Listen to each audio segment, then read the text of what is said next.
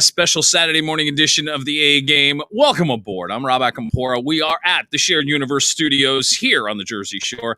The man next to me in my frame, well, he's been on this show now for a unprecedented fourth time. Lord knows why. Well, I keep bringing you back, which is a good thing. That's because I'm here to insult you, and you accept it. I do accept it. I accept your abuse very nicely. Mm-hmm. He is a man who is known for his voice work in Pokemon pictures and recently was on the set of a major movie, which we'll get into at halftime. Major? Well, it's definitely a major movie. It's okay. It's a major movie. I think it's a major movie. All right. We'll get into that. It is. This is Bobbus, otherwise known as Bob Senkewicz, who's joining me. Now, the man who is very comfortably in his house, our man Gene, he's a good friend of ours. He is one of the hosts of Podadelphia, which is a podcast you can find on a lot of the platforms you get your podcast. We'll talk more about that, Gene, with you when we get to halftime. But if the table is set, we are ready to get into the main course. So let's get this thing started with the first quarters. We talk sports and we get into what's been going on in the last few months. I just like to bring up the fact that since we're talking sports, I didn't bring coffee today. I brought a Gatorade. Which is a smart move. I drank coffee beforehand. Just bring that one up. Hey, Gene, did you bring anything to drink? No. Okay. I figure I would risk it today and hope. With that in mind, CJ Cullen, who's on the board here, who'll handle a lot of things. Give me photo number 2 to get it started, because in the first quarter, we're talking Olympics. One of the big stories out of the Olympics was the ratings, and they weren't that good. NBC during primetime had 15.5 million viewers. Now, that's down from 5 years ago when they had about 27.5 million on average during primetime coverage on NBC, and that's down nearly half from the London Olympic Games. But Peacock was the one that benefited the most during the Olympics. So streaming-wise, NBC had 5.5 streaming minutes, 5.5 billion would it be, streaming minutes. So where they lacked in ratings, they gained in basically their streaming services like Peacock. That was one of the big stories. The other big story, give me photo number 1, had to be Simone Biles. And it really sheds light on mental health more than anything before. People were criticizing her, but I say this. If you are not mentally 100% to do, especially some of the things that they do in gymnastics, you're only going to get hurt. Bravo to her for taking the stand and knowing that she wasn't 100% ready. But these were the two most dominant stories during the Olympics and after the Olympics. But, of course, in the Olympic Games, there are so many different events and so many different stories that happen that some of them get lost in the cracks. First question in the first quarter, guys. What was a story from the Games that did not get enough attention in your mind? Gene, start with you. Well, I think the story to me was maybe the lack of stories, to be honest with you. I think that one of the things that, and I don't know if this is just partly sort of to your first point when you were talking about the ratings, I think what you saw with this particular Olympics was people were trying to find the way that they could fit it into their summer or sort of fit it into their lives. I think that because of the time shift, you were going to be getting the primetime coverage after you knew the results of the events anyway. It's impossible to not know in this day and age what happened when, if you sat down to watch Good Morning America or whatever morning show you were going to watch, the lead story was whatever happened on the Olympics. So either you tried to grab them live or, that's sort of where Peacock might have picked up their things, or, you sort of watch the rerun coverage in the evening, which I think is a main factor as to why those ratings were down so much. If I was to pick something, maybe the women's national team sort of passing the torch, the women's national soccer team passing the torch from the generation that won the last World Cup, sort of reinvigorated interest to what's going to be the next generation. I think that you saw some of the veteran players try to go out and do it one more time and win a gold medal. They had some real high moments and maybe some low moments throughout the tournament. They opened with a loss, but they had they ended up finishing, I believe, with a bronze medal.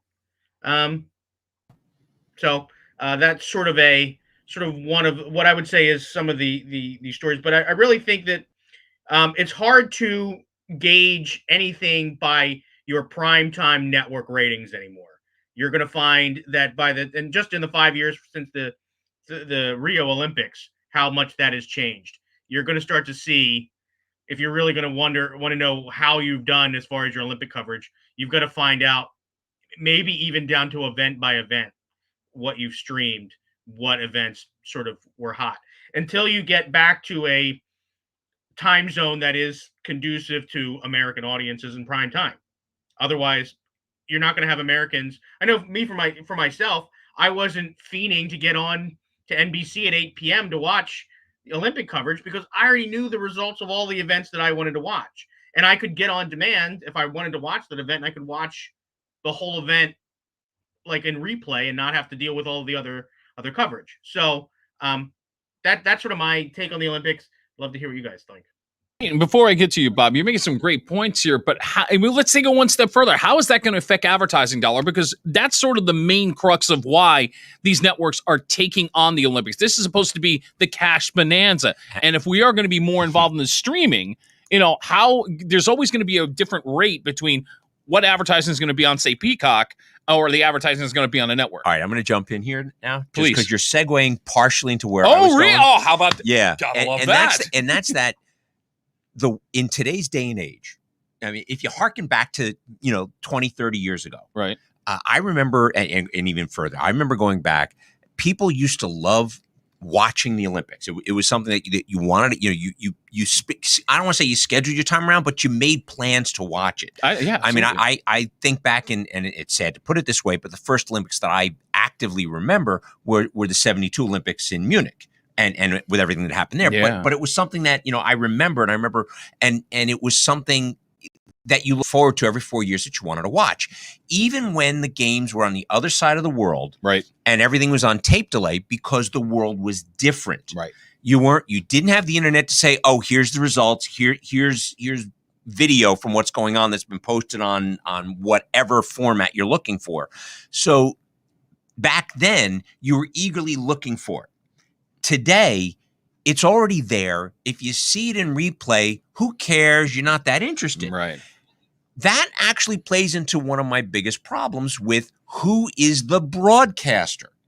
NBC, as a network, has had problems with sports from the beginning. They do not know how to cover a sport. The only sport that I think they even give reasonable coverage to is golf. But for the most part, they don't know how to cover a sport. And I'll give you a prime example of something that, as a New York Jets fan, that used to drive me insane. And on a lot of the other sports they would when they would broadcast it, NBC was the last of the major networks of all that would covering anything that added the chyrons that showed the current amount of time in a game and the score and the the quick here's where the status is. Yeah. They were the last ones. And why did they do that? Well, if we don't show it, people don't flip in, check the score, and then jump out. I was like, dude, if that's why they're coming to watch to flip on your channel, you've already got a problem. People who are watching the game want to see how much time is left. Right. They want to know how many timeouts somebody has. They want to know what the score is, and they don't want to have to sit there and wait for 10 minutes for between innings or when you go to a commercial break to see what the damn score is. And that's NBC. They don't know how to cover it. Now, play into that the issue of it being on the other side of the world, right, and being 14 hours difference from East Coast time, right.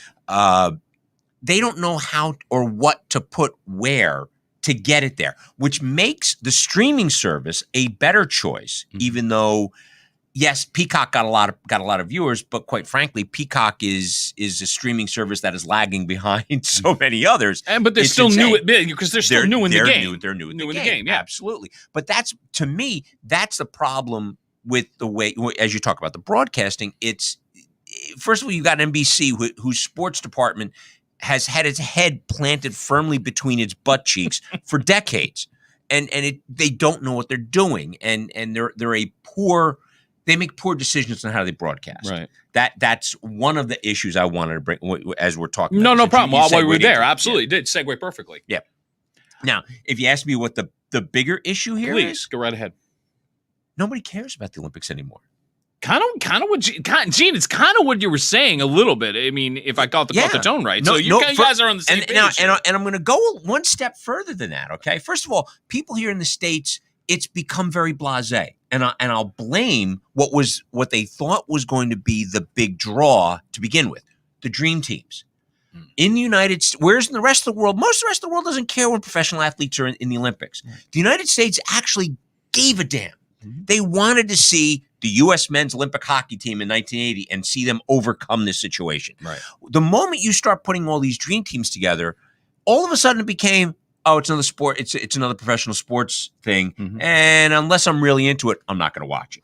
Okay. That's number one. And number two, I'll give you a little slightly more behind the scenes kind of a thing. As you know, my daughter lives in Japan. That's true. She lives in Tokyo. Yeah, Bob's daughter does.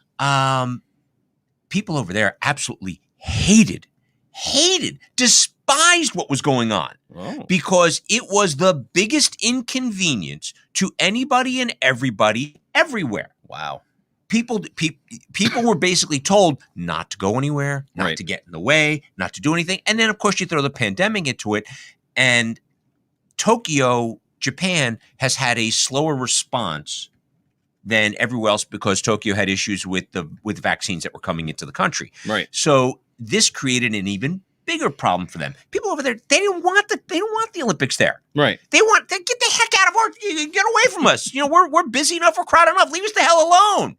So there's that too. Right. That the issue of the Olympics themselves are becoming more and more of an onus and a burden for the country that's hosting it rather than the economic boost that they anticipate, which obviously the pandemic put the kibosh on all of that. Right. So there's my 3.5 cents. It's interesting. You both, Gene, go ahead if you want to chime in real quick.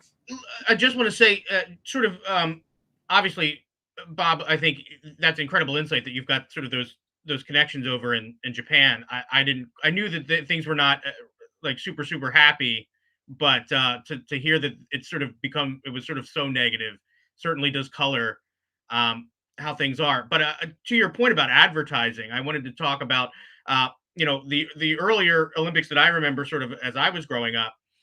One of the things that I remember, and distinctly, it was McDonald's. The advertisers used to be very aggressive for months and months and months, sort of trying to show you what you should be looking forward to during the Olympics, even up through Michael Phelps and his like sponsorships through Subway and stuff. I don't know if it was that it was sort of not only time delayed by time zone, but the 2020 Olympics were in 2021, and I don't know if these ad campaigns get rolled out way in advance, and I don't know if they just sort of got shelved, but there was no Dan and Dave. Do you guys remember Dan and Dave, the big hype that was put up through Dan and Dave for the decathlon? Those guys were not superstar athletes. They weren't even really favored to win the gold medal in the decathlon. No, they weren't. Right? But McDonald's wanted a storyline that you wanted to tune in to see who was going to win, Dan or Dave. They were the ones that really sort of branded the dream team. So I think with the sort of new world that we're in, the sponsors of the Olympics are going to have to do a better job. Since you're not going to have as many commercials, you're going to have to do a better job leading into the Olympics to try and attract people to certain events, certain athletes that they are going to partner with that are then going to become spokespeople for the brands that they have the Olympics. So you're really going to be more seeing advertisers do more investing in certain Olympic athletes, certain Olympic events, certain Olympic teams, rather than just like, oh, there's so many eyeballs on the Olympics on NBC. We're just going to shove a bunch of our commercials, after each segment. I think that that's sort of the old way of doing things. And the new way is going to be like, oh, we're going to be able to have, that wrestler that won a surprise silver medal, take over our Twitter account for a day, or we're going to have them come and do, our commercials for the next 6 months after the Olympics or until they're completely irrelevant again. But I think that's what you're going to see. You're going to see a shift in the way advertising is done, and that's not news for anybody. Yeah. It's interesting how you two went that angle, and I went in a completely different direction.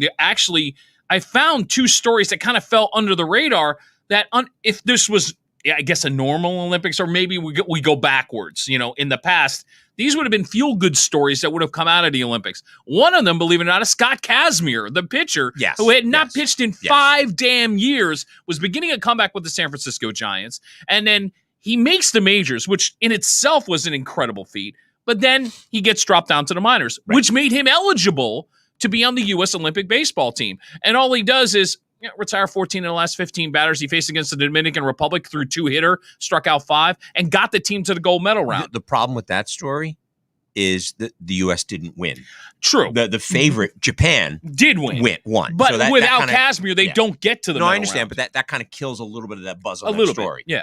The other story is kind of feel good, but it's kind of feel bad at the same time, because it shows you at times the loophole of the Olympics. Because Rory Sabatini, who is a golfer who is from South Africa, is an American citizen who attended the University of Arizona, then marries somebody from Slovakia, and then becomes a citizen in Slovakia and represents Slovakia in the Olympics, because he couldn't represent South Africa, because he wouldn't have been one of the top 3 golfers from South Africa. Correct. Not a top 3 golfer in the United States. Correct. So he gets technically in on a loophole and wins the silver medal in golf. Yeah. Which is like, any other way he wouldn't have been in the Olympics. That's true. And the eligibility, the way they cut these issues, the eligibility for how you get in there are so many loopholes. Yes. And to me, what you're also talking about here is what I was getting at is it's a professional. Going back to whole issue. These are professionals playing for what's supposed to be, in tradition, a non-professional competition. So you would prefer to be like, let's keep it to the college athlete who's competing. If they're going to do golf as an Olympic sport, keep it to the amateur ranking. But that cat's out of the bag. You're never going back to that. No, you can't. Unless they cut the sports out and then bring them back years later, you're never going back there. Guys, good stuff on the first quarter. Love that. All right, we go to the second quarter, and I call this area of expertise. Oh. Now, each one of these guys do have an area of expertise. Bob, you are going to go first. Your area of expertise, I know, is hockey. And CJ, photo number 3, this may be the story going into the season. Welcome to the NHL. It is. The Seattle Kracken. And I'd like to point out one very simple thing to begin with. Mm-hmm. In all the notes that you posted and the emails you sent me, you spelled Kracken wrong. I did spell it with a C. Unless you're talking about the crack that you're picking up on the street corner, there is no C in Kracken. You know what? That's what I do. I did voice the text. I'm guilty. You did do this. Now, just to set up the Seattle Kracken, first year in the league. Yes. Now, there's some interesting things with the NHL. And the precedent was set 4 years ago with the Vegas Golden Knights when they were an expansion team. They became the first professional team, first major sports team, franchise, right, to go from expansion to a final. Correct. And what they did that year, 51, 24, and 7. Yes. And it was unprecedented. And I don't think the Kraken's going to do that. No. But it also offshoots into another question, because that expansion team, the Vegas Golden Knights, that head coach is now the head coach of the New York Rangers. Correct. But I want to start with the Kraken. Is it realistic to look at this team and say, well, the Vegas Golden Knights can make the Stanley Cup final in year 1. Why can't we? But looking at the roster, I think there's a slight differential for the approach that the Golden Knights went for as opposed to the approach the Kraken. Difference. Yeah, huge difference. There's only one player over 30. I saw that. Yeah, and the guy's almost 40. It's what was it? Mark Giordano. He came. They picked him up from Calgary. He is almost 40. Wow. Yeah, he's a defenseman, but right. it's okay. Okay. He provides a veteran experience for that. The biggest difference was in the theory in behind the way the teams were built. When Vegas came in and realized that it was opportunistic because of the time when Vegas came in, the way the NHL runs their expansion draft. Right. A team is allowed to protect so many players, but they have to expose a certain number of players. So you can't say, oh, no, you can't take anybody from me. And Vegas had the opportunity when they examined what was out there to look at more experienced players, guys who had more NHL time, and they were able to build a team together that were hard workers, gritty, and experienced, that had pop in them. And not only that, they managed because Pittsburgh was willing to part with Marc-Andre Fleury. Which was a shock. Which was a huge shock. Yeah. Vegas picked them up and automatically had what is considered a top goaltender, number one goaltender in Right. the league, which you wouldn't have expected them to be able to pick up. Well, So that changed Right. right that then and there. And anybody who knows the NHL knows that you can ride a hot goaltender a long we way. have seen this happen too many times in the playoffs where a team you didn't expect may have been a 7 seed, and all of a sudden the goalie's yes. on fire, and Yes. suddenly they're in the final. So, You're like, what? so that changed the thought process with Vegas. Okay? Right. Now, granted, the Kraken had picked up two decent goaltenders, Philip Grubauer from Colorado and Chris Dreiger from Florida. but not in the level. they are not. Right. They are not Marc-Andre Fleury. They're Exactly. good goaltenders. Right. They're good. And quite frankly, people were a little surprised that Grubauer was available. But Okay. that's where they started. So All right. okay. So, but that's not where the Kraken have gone. Right. Aside from players like himself, like Grubauer and Jordan Eberle from the Islanders, who they Mhm. picked up, they skewed younger. Right. Now, and when I say younger, it's a relative term, because the way the draft works is players who are first year or second year in their first second years of the contract are not eligible to be exposed. Just in the draft, right? So you're talking about players who are coming into the third year or beyond. Mhm. They skewed younger and took a lot of these younger guys, with a few exceptions, Right. obviously, as opposed to what Vegas did, where they went a little older and they mixed and mingled players. Where if you think NHL, you always think, you have your top two lines, and then you have your checking and your please don't let anything happen line. Right. And what they did was when they put their team together, they made 4 lines that were like your second or third line. Okay.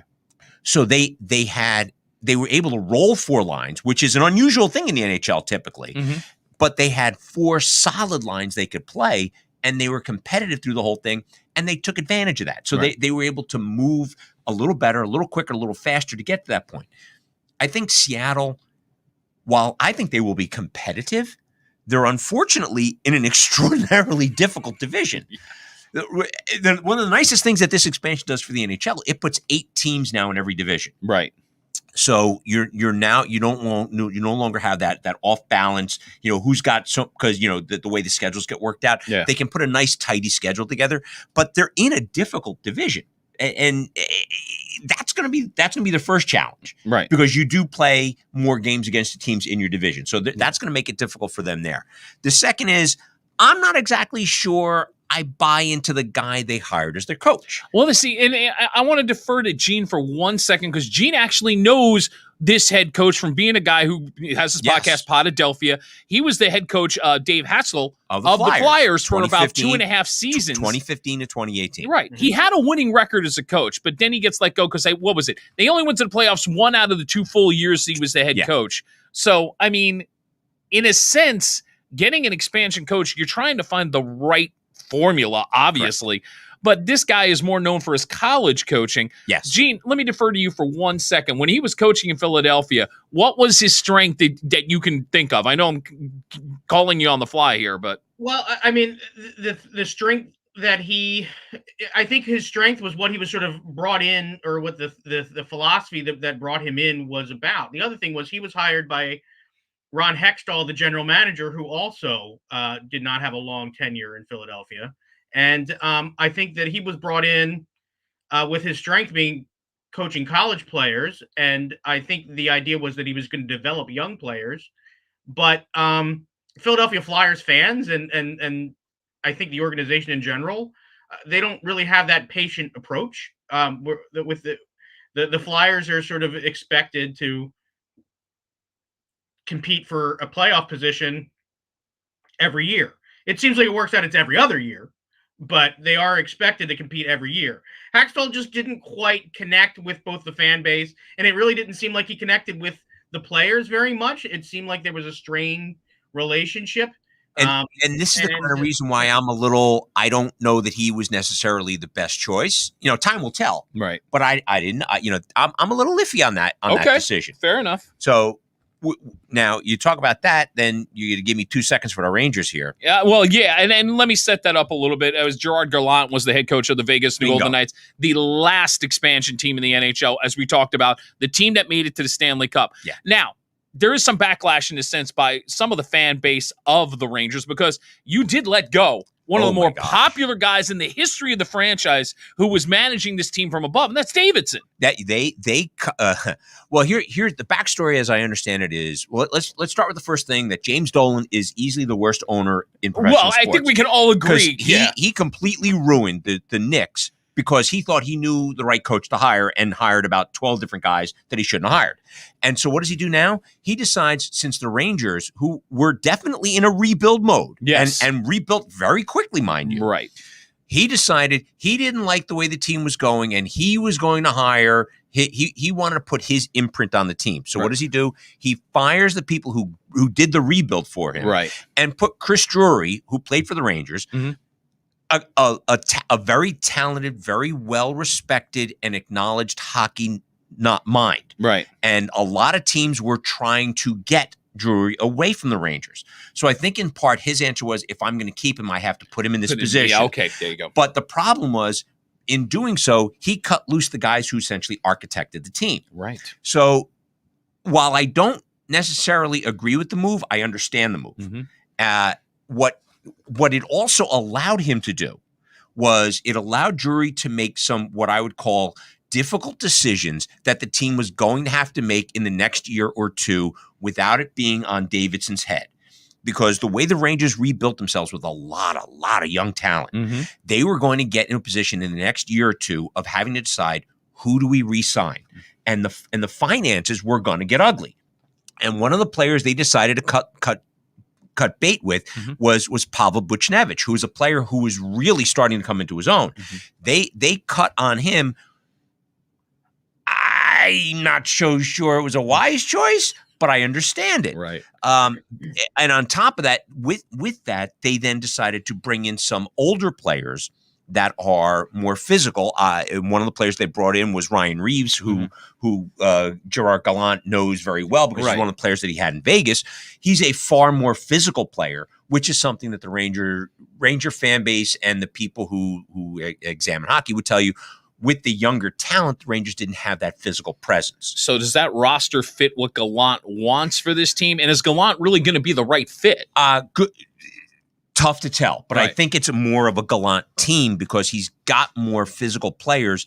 Plus, he's got a lot of guys that you could easily look at as these are top two line players. Yeah. Let's be realistic. The Rangers, him walking in there, the Rangers have what any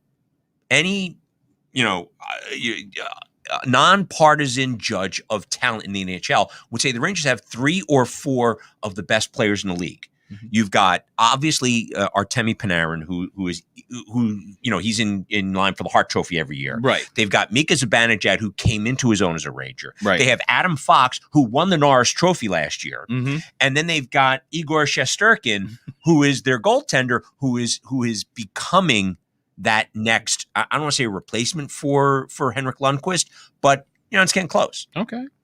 Saying a lot. And that's my, and by the way, God rest Rod Gilbert, who recently passed away. Absolutely. And we wish Henrik Lundqvist all the best on his retirement. Yeah, absolutely. And sorry to see that he had to retire. So, you know what? Father Time always wins in that situation. Yes. Oh, and I like to throw one other very interesting fact out. Go ahead.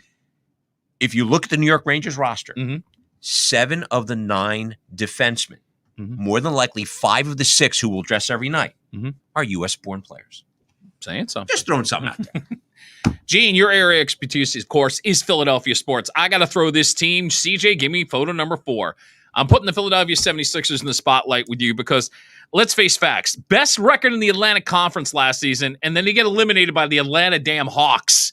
I'm sure Philly fans were ripping the 76ers on this one. You bring in Doc Rivers to be the coach, figuring he's going to be the ingredient that's going to get him over the top.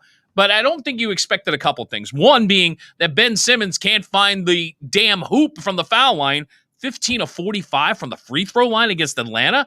I mean, you're shooting less than 40% from the free throw. That's inexcusable. And then Joel Embiid, we know, is an MVP caliber player. But in the last 390 games in the NBA, he's only played 260. That's always been the bugaboo with Embiid. There's no doubt about the talent, but can he stay healthy? So I defer to you on this. What kind of pressure do the 76ers have going into this new season? And out of the 3 guys I just mentioned, the coach, the superstar or the supposed superstar, and I'm going to say supposed with Ben Simmons because I felt like he took a step back during the playoffs. Out of those three, who may have the most pressure coming into this season? It's interesting because I think the sort of the tea leaves have already made their decision on this one. The Joel Embiid was just re-signed to a supermax contract, so the organization is putting their stamp of approval on him being the face of the franchise. They don't want Joel Embiid to even sniff the idea of free agency. So, you know, it looks like that there isn't a better marriage of player to organization right now in Philadelphia sports than there is with Joel Embiid and the Philadelphia 76ers. He has him. He is his self-monikered. He is the process. And I know we talked about this last time. I think I was on where, 76ers fans sort of embrace the idea of the process. And the problem is we are in that period of time where we are supposed to be reaping the benefits of the process. We are supposed to be now enjoying the fruits of all of those tank seasons. And it just hasn't quite panned out the way that we had hoped. Joel Embiid has been certainly as advertised, if not way, way above what anybody expected for a guy that ended up going, I believe, third overall in the draft. Because even way back then, there was concerns about his health. But Joel Embiid, for doing what he does at the size that he is, has been relatively healthy. But yeah, I mean, it's the way of the NBA to sort of do that load management thing. A lot of the superstars, if you look around the league, are sort of doing this. Game on, game off. The Brooklyn, I think one of the knocks on Brooklyn, and I think it did affect them in the playoffs, was that they just weren't playing that super team together enough. That they were, they kept sort of banking on, we're going to get to the playoffs, we'll have all of our guys together, and that's going to be how we'll get through. Well, Brooklyn, who on paper should have rolled through the Eastern Conference, they didn't make the finals either. Atlanta did. What did Atlanta have? They had a lot of consistency. They had a lineup that had played together for a long time. They had, sort of the intangibles together. The thing that what you're seeing now in the offseason for the Sixers is the organization throwing its weight behind Joel Embiid. I think they like Doc Rivers. I think the players like playing for Doc Rivers. So I think they're going to be patient with him. Doc Rivers, yeah, you didn't get the results that you wanted, but you can point to some things that Doc Rivers brought into the organization that definitely improved the direction of the organization. He was able to get Tobias Harris back to the player that they expected when they got him in the trade. But for some reason, and this is good. This is not just Doc Rivers on the hot seat for this one. Ben Simmons just doesn't seem to sort of see what all the rest of us who follow basketball see. Is you're a guy who has incredible talent, is a defensive force, but he just doesn't do the things on offense that you would expect a guy with his frame to sort of improve on and do. It's so interesting to me because when you're a kid and you're playing pickup basketball, you sort of want to shoot the ball, all over the court, and Ben Simmons just is not a guy who, when he has the ball on offense, has that desire to shoot. Even if he could just become a legitimate threat with, an outside jump shot. I'm not even saying shoot threes, or if he could work that hook shot that he had for a while back into his repertoire. Just the fact that he would draw so much attention, it would make the team so much better. He just, I don't know if it's we were talking about sort of athletes and mental health. I don't know if it's just sort of something in his mind that I'm going to play his game. He's going to be the player that he wants to be, and everybody else be damned. But I think we're going to start the season with the team sort of as constructed.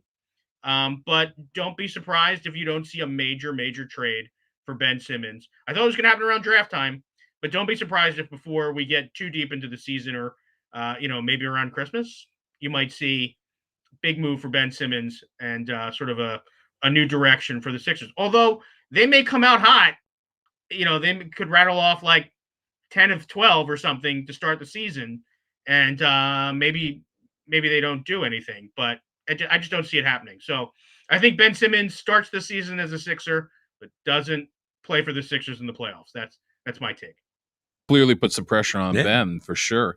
Guys, we're at halftime, and as we get into halftime, Gene, since you were talking all this Philadelphia stuff, CJ gave me photo number 5. Podadelphia is the podcast that Gene is a part of. Platforms, let everybody know where they can find Podadelphia. Sure, yeah. Podadelphia, we are Philadelphia sports focused. Obviously, we broadcast on Tuesday nights, usually Tuesdays at 9:15. We stream live to YouTube via the Painted Lines YouTube channel, which is a collective of all sorts of shows that cover all sorts of topics. Pop culture. There was a animated film draft just a couple weeks ago that my co-host Dave Diorio participated in, which then sort of spilled over into a lot of arguing on Twitter.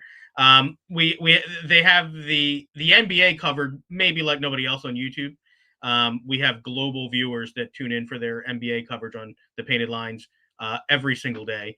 And we like to think that we're sort of like the comic relief of the network. We broadcast once a week, 9:15. Usually we have it streaming to Facebook as well. We're on Facebook at Podadelphia. And then we also have the audio version of the podcast usually available on Wednesday mornings. You can find that on iTunes. You can find that on Google Play. You can find that on Audible, I think. All your podcast platforms, you can find us at Podadelphia, and that's our social media handle. You can find us at Podadelphia on Twitter, which you can see spelled right there below my name, and you can find us at Podadelphia on Instagram and on Facebook. And it's myself, Dave Diorio is our other co-host, and our third co-host is Sarah Siders. So you can sort of follow us all. We all have very different personalities, both in real life and on the internet. So if you like sort of what I've sort of given you a taste of, and you give a hoot about Philadelphia sports, and you have a very passionate opinion about which fanatic you prefer, the old fanatic or the new fanatic, then I think we're the show for you. How far you've come with Podadelphia. It's great to hear. Bob, I'm going to bring up photo number 7 because you know something. No, you can't find me anywhere. No, I can't find you in this photo. No, you can't. But this is actually a behind-the-scenes photo of Clerks 3, which has been in production. But you were on the set of Clerks 3. What was that like? I was working as a background guy. I normally I don't do that kind of work, right. But knowing that it was available, knowing the film was shooting in the area, I kind of threw my hat in the ring and said, "Hey, let me see if I can't get on the set and spend the day there with our good friend, Mr. O'Halloran, and just spend the day and kind of maybe take a little pressure off him, let him blow a little steam, and have a friend that he can kind of hang out with." Nice. And it was a very long day, right? Extremely long day. Whenever you're working as a background player, every day feels like it takes forever. Mm-hmm. But it was fun for me to watch Kevin Smith work with the way he worked. Right. As an actor, I really would love to have directors that work that way. Kevin, if you're watching. I was. The couple of scenes that I got to sit and be a part of and then watch when they worked floored me at how well he worked with his crew, mm-hmm. and how interactive he was with his cast to get the kinds of shots and get the kinds of scenes that he's looking for. Right. I hate doing background work, but I loved working there that day. That's great. And it was a lot of fun. Mm-hmm. It was at a place that, I know more of the story than I'm supposed to know, only because I've seen behind the scenes. Right, now. and we're not asking you to reveal. And I'm not going anywhere near there. No. But I will say this much: those of you who are interested and loved Clerks 1 and 2 are really gonna dig Clerks 3. Nice. Happy to hear that. The types of stuff that was going on, I was like, wow, that's kind of cool. And I had a good time. I had a great time, on the set. And that was a world, and I mean a world better than the last couple of experiences that I had working as a background performer years and years and years ago when I was really starting to get going. And that was when these bad experiences I had was the reason why I stopped doing background performing. But this was a lot of fun. This was a great day. So it's to hear that. Kevin's a fun director. Mm-hmm. he works his ass off. Yeah. He gets a lot out of the people that are that he's directing, and his crew is phenomenal. Yeah. I mean, their crew was amazing. So I can't say enough about how much fun I had that day. Good stuff. All right, let's get back into it. We're in the third quarter of this roundtable discussion, and in the third quarter, CJ, give me photo number 6. We're going Major League Baseball. Now, my question is, does anybody know who this guy is? That guy? Thank you. You just summed up What? my point that I'm about to make. There have been 8 no-hitters this season, which is now a modern-day record. And this guy, oh, by the way, his name is Tyler Gilbert. His Major League debut was a no-hitter, which really sums up everybody who's pitched a no-hitter this year. Joe Musgrove, Carlos Rondon, John Means, Wade Miley. Well, Wade Miley's actually a veteran. Spencer Turnbull. Oh, he got hurt. He's out for the season. Corey Kluber. He just came off the disabled list. And then the combined no-hitter with Zach Davies and 3 other relievers from the Cubs. And that has been like the story. Like pitching has been the story of the league. Yet the league ERA is around 4.5. But on the other side of the equation, the league batting average is around 242. So as we're looking at this season, what is like the thing, the story of the year so far? Bob, I'll start with you on this. Okay. First of all, I'm just going to address the points you just made. Thank you. Back in the day, when I was a little kid, we had a game that was called singles and homers, Right. where you had the ball, you tossed it up, you hit it, and if the guy caught it, you were out. Out. If they dropped it, It's a home. or it went, it was It's a a single, home. Oh, or a if single. you went over Well, it, the when fence, it's it's a fence, home it's run. a home Okay, run. gotcha. That's what we're playing in the major leagues today. It's singles, homers, and strikeouts. And walks. And walks. And walks. Because that's all anybody does. Nobody swings to hit line drives anymore. Right. Nobody. They've lost. There's a couple of things that have been lost in the last 2 decades in baseball. The first is the line drive hitter, Right. who hits for average. Oh, yeah. The average. What's an average? And We're gonna see a top 10 in only, each league with somebody under 300 in the only- top 10. The only average that they're worried about is their average exit, Exit velocity. velocity, of course. And the other thing that's gone is the speed game. yes. Stolen bases are a lost art. What's a stolen base? Exactly. Right. Stolen base is what you get arrested for out in the corner. So that's this is what So push that to the side. Right. All right. So where are the stories for Major League Baseball? Yeah. The obvious one is Ohtani. Yeah. Shohei Ohtani, Okay. which anybody who looks at even just looks at his raw numbers, Mhm. he's being lauded. The guy has a 269 batting average with 41 home 41 runs. home runs, yeah. Which, even back in the day, that would have been, that's more than acceptable. All right. But then on top of that, the fact the guy, he's struck out 154 times. So that's 3 strikeouts, almost 4 for every home run he hits. Yeah. Okay, if you want to live with that, that's fine. But the fact the guy's also 8-1 as a starting pitcher, That's what makes it that story the of guy's year, got a whip of just over 1. Yeah. I mean, all right, we'll put that story to the side because that's the obvious one. Okay. To me, there are 2 huge stories that you kind of got to look at. The first is the National League East, as a Mets fan, Mhm. and that's where I kind of focus. The National League East has been a complete and utter failure. When this season started, everybody looked at the Braves, the Phillies, and the Mets and went, this division's going to be a monster. And instead, we're the National League least. These guys are the trolls sitting under the bridge trying to, waiting for somebody to come by to try to steal some money. That's it. That's what they are. So that's number 1. Number 2 is Major League Baseball has found a new way to reorganize. Right. And that's that the moment we decide our team can't even make a wild card run, break them up. Yeah. And it's the huge, massive, and overwhelming breakup of established teams. The 2 poster children for that this year are the Cubs and the Nationals. Mm-hmm. I mean, the Nationals turned around and took Max Scherzer and Trey Turner and traded them to the Dodgers. Go figure. A team that didn't need any more help. God, more And help. they trade them there. Yeah. And the Cubs took all these players that got them to the World Series. Mhm. You Baez, Bryan, Kimbrel, Arrieta, Marisnick. Bye. See you later. Yeah. So those are the stories. That's where the craziness in baseball is right now to me. But nothing annoys me more than the idea of the fact that it's singles and homers. Right.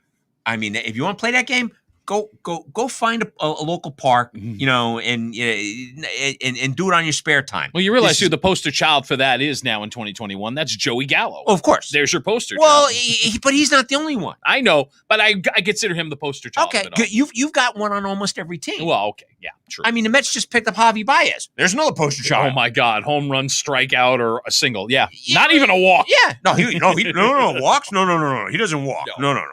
So there's your baseball issue for me. I mean, that's Major League Baseball. And Gene, can you top this? That's going to be the question. Well, it's funny since Bob and I are sort of on opposite ends of the National League East. You know, there are lots of things we agree about. None of us like the Marlins or the Braves, but you know, very true. The interesting thing is, we've had sort of a very similar experience just on time delay this season. It seems like as July was coming to a close, the Mets sort of experienced a rash of injuries and couldn't hit a fastball. Just couldn't hit a fastball. The Phillies now, as we're coming to a close in August, their offense has completely gone to sleep, and we can't beat the lowly Arizona Diamondbacks. We certainly can't beat the Dodgers. As opposed to the LA Diamondbacks. There you go. The way the teams have been trading, they could be the LA Dodgers. Yeah. So I'll say that. What has become sort of the power division in baseball has clearly been the NL West. Yeah. You have the Dodgers. You have the sort of the upstart Padres. But really, sort of to me, the story has been Gabe Kapler's San Francisco Giants, who sort of have remained in contention all season. You know, as a Phillies fan, obviously we sort of look at that team with sort of a side-eyed glance because, you know, you sort of have to question yourself. Did we give up too early on Gabe Kapler and his system? I say no. I don't want Gabe Kapler's brand of baseball personally, but he does seem to have found the right mix, whether it's players or people buying in to what he was selling, or maybe he just, you know, like most people, when you start your career, sometimes it doesn't work out at your first job and you get moved along. And he seems to be, he's sort of a California guy, and maybe that's his message plays better in San Francisco. The other thing about baseball and sort of what you were talking about, Rob, is sort of the story of pitching and sort of these guys that don't necessarily have, you know, marquee names. The Phillies had a situation with Matt Moore where he took a no-hitter through 6 and then was pulled. You know, something I said on our podcast was, hey, you know, they did get the important stat of that game, which was the W. You know, there was a lot of sort of conjecture about should they have left Matt Moore in. Well, I will tell you, having watched a lot of Matt Moore start this year, I wasn't willing to risk just for the, you know, because it was still, I think, a 1-run game. I wasn't willing to risk Matt Moore go through that lineup a 4th time and think he was just going to continue to be dominant. I think you have to understand your team. You have to understand your guy. And I think that, you know, Girardi was smart to pull him. But that's the sort of situation you're seeing, is that there's something about the way pitching is being done right now that, and maybe the approach of hitters is that you can have guys just be on that day. They're breaking pitchers are breaking exactly the way they are. I've been following, there's a Twitter account where they give umpire report cards after every game. You know, umpiring has been interesting. Let me jump in for a second, because you brought up a very key issue that I always have. That's a problem for me, because when I was in college, I was a pitcher. Right. And the way pitchers are managed today is so radically different than the way they used to be managed years ago. And it's truly become an all or nothing situation with most pitchers, where they throw their arm out in the first 5 or 6 innings, so they can't go 8 or 9 like they used to.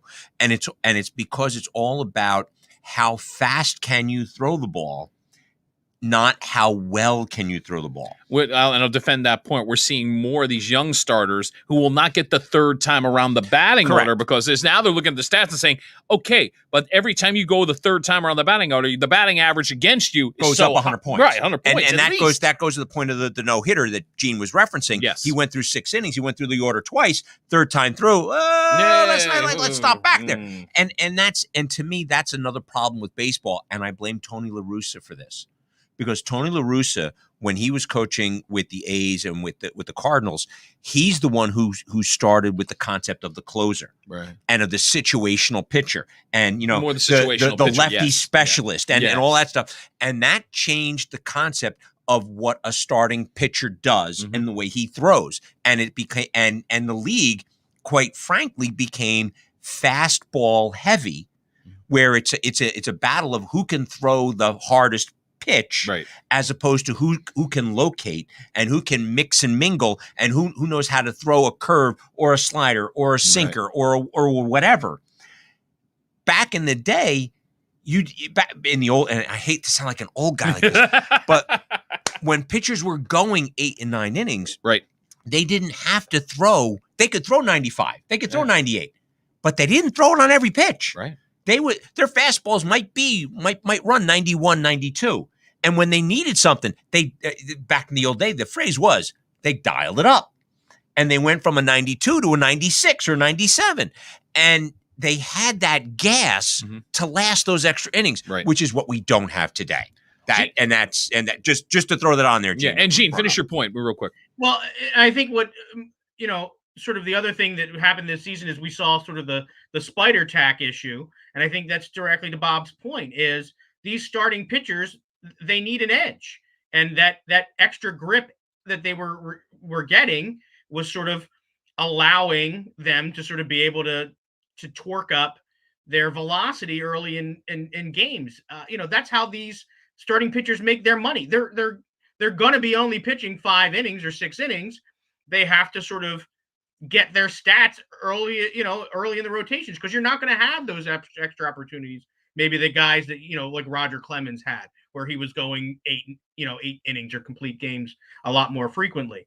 And I think that what happened is when you were using those foreign substances, what you were seeing was it was truly becoming a safety issue. There was a situation where different players were getting hit in the head and losing serious time and having concussion issue because pitchers just could not locate the way that they need to be able to pitch safely at those velocities. Greg Maddux. So the MLB had to step in and do that. Yeah. Who knew that Greg Maddux for the 1990s Atlanta Braves would be the current modern model for a pitcher? Because back in the 90s with the Braves, it used to be Greg Maddux was 5 and fly. Yeah. He would throw 5 innings and I'm out of here. Yeah. Yeah. To defend a couple of arguments here, talking about going back to San Francisco Giants, they have 9 players with 13 or more home runs, but only 1 with 20. Correct. So it makes it very interesting how the Giants on paper, when you look at them on paper, to defend Gene's argument about Gabe Kapler, yes, he stumbled into something. But the Giants on paper should not be this good. The fact that we're saying Brandon Crawford could be the MVP of the league, I'm like, wait a minute. Brandon Crawford has been a good shortstop, not to the level that he's playing this year. Buster Posey had been basically dead for the last 2-3 seasons. They're basically done.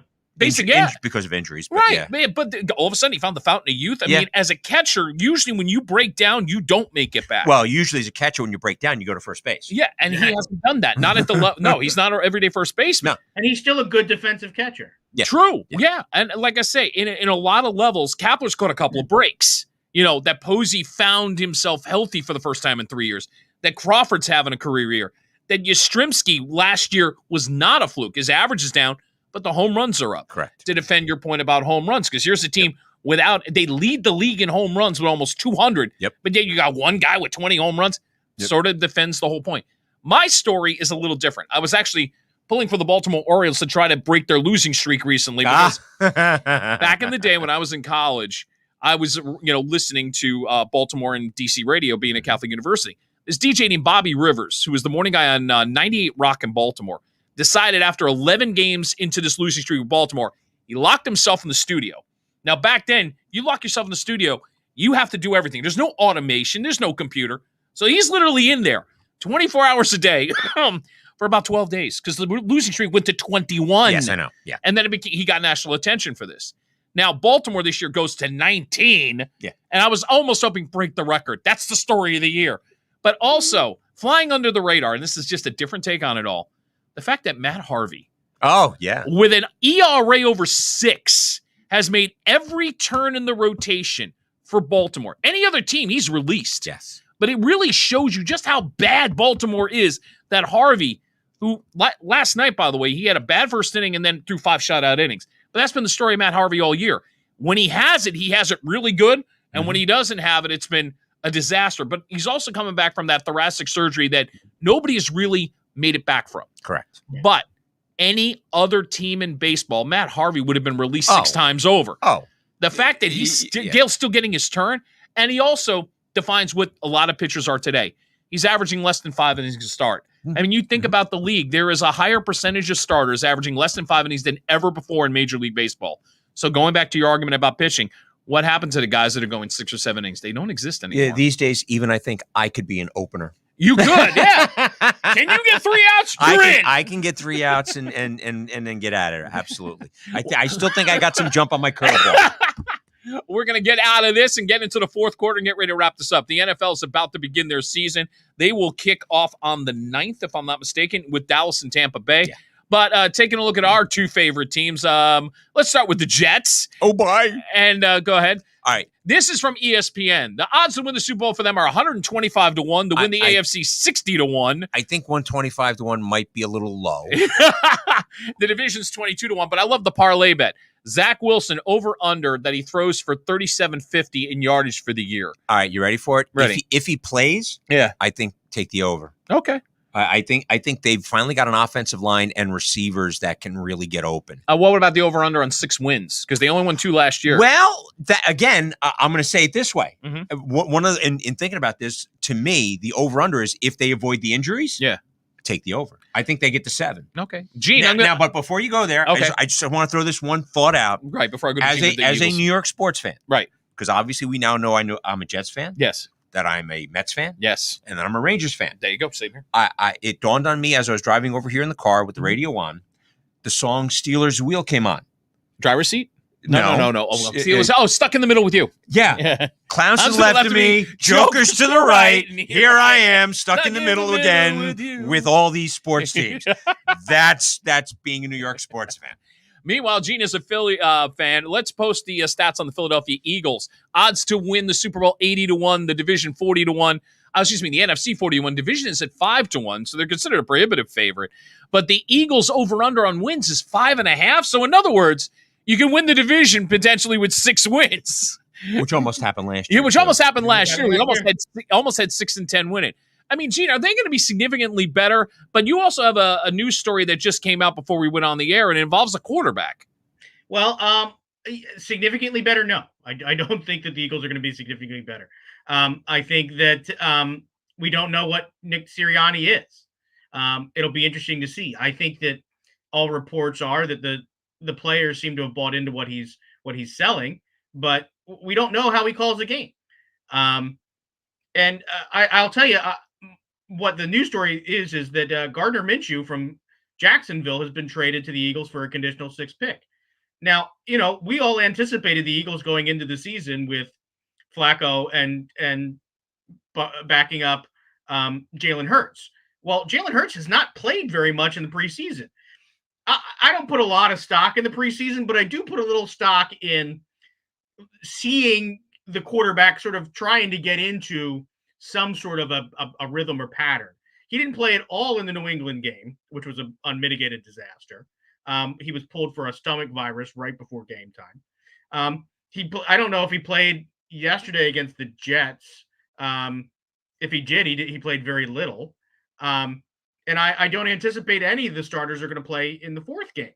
So what is that some sort of indication as how they feel about the quarterback situation? Is it more an indication of how they feel about the depth at the quarterback position, that they're trying to see a lot more from the guys that are behind your top 2 because they feel like you can't go into a season in the NFL anymore without 3 competent quarterbacks?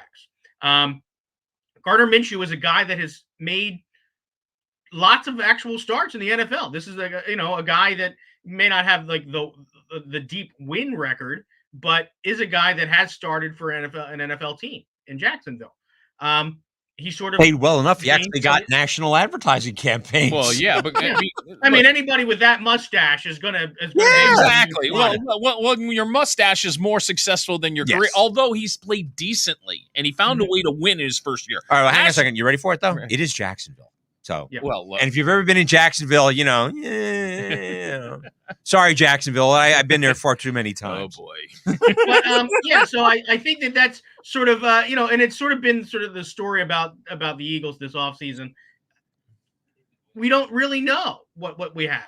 We don't really, you can take the optimist view, and the optimist view, strangely enough, is a 7-win team. I don't know if that's what I would call a true optimist view, but Yeah, you but can win that forgive division me for at interrupting, 7 wins. but 7 wins could win that division. Yeah, and that's the thing. Last year, all of that was a deep disappointment to me. I think that this year, because of everything that's happened, I am not going in with sort of the bluster that like we should walk away with this division. Right. I think that I'm sort of in a wait and see mode. I'm waiting to see some positive feedback before I buy in and sort of hop on the this particular bandwagon. I'm always going to bleed Eagle green, but Of course, as proof by the Eagles helmet that I see in your background there. For God's sake, There you it go. is. There you Thank go. All right. There you go. Here's my hockey shirt. Oh, here's my Mets thing. But anyway, Interrupt everything for the hockey season. So there you go. Getting ready to so- wrap- yeah, go ahead. We'll see. Getting ready to But I'll tell you, the NFL I think is going to be really interesting. We're going to a 17-game season, Right.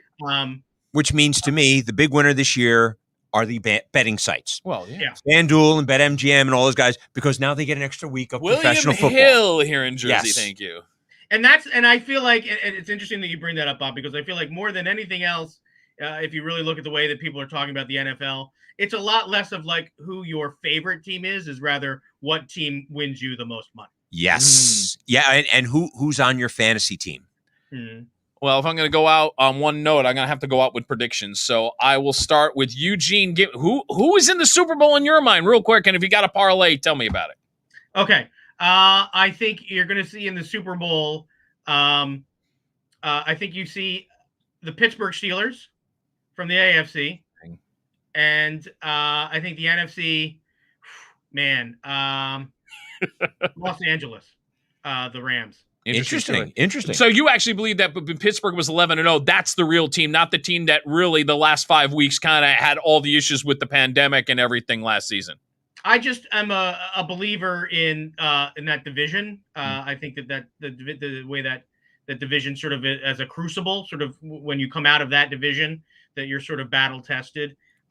Personally, I just think it's a Pennsylvania thing. And Well, you you can't get never away know. from it, I think Kansas City. I think people have sort of starting to figure them out. If you have Patrick Mahomes, you're always going to be dangerous. But Yes. Just gut feeling is Steelers Rams is my Super Bowl. Bob, go ahead.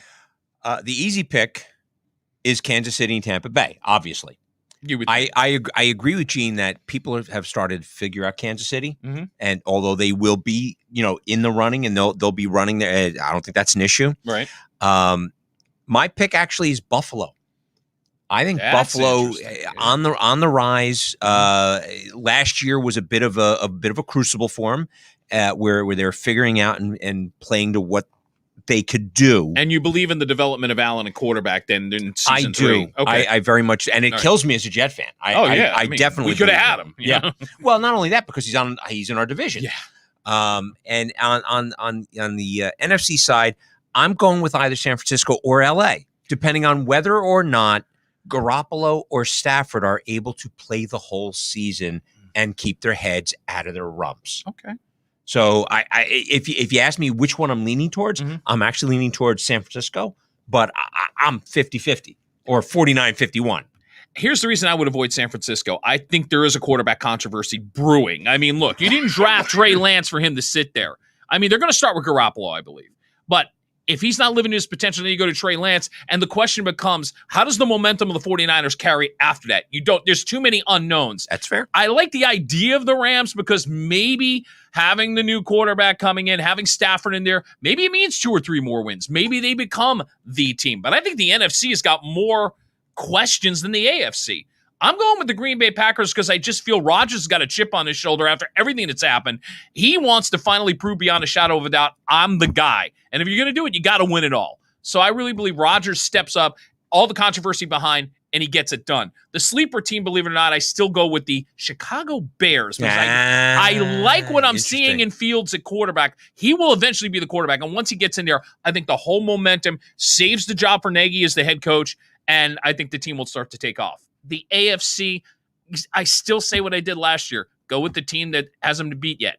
Kansas City's been there twice. Yes, you figured out a little bit more of Mahomes, but there's just so much in that team that I just feel like they're going to get back a third time. Yes, I agree with you, Gene. Pittsburgh, if they're the 11-0 team that shows up this season, they're going to be tough to beat.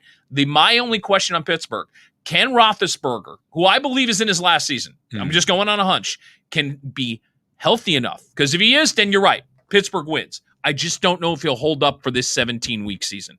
It's an interesting question, but I go with Kansas City and Green Bay. Wimp. Guys, this was fun. Good stuff. Gene, again, Podadelphia. Put the logo up one more time, CJ, on number 5. Again, find that in all your favorite platforms. And Tuesday nights, 9:15, you said, correct? Tuesday nights, 9:15. And Bob, you'll be back again. I know. I'll be back here again because at some point. Apparently I'm like the flu. I keep coming back. Yeah, well, hey, look, I love having you back. There it's you a good go. thing.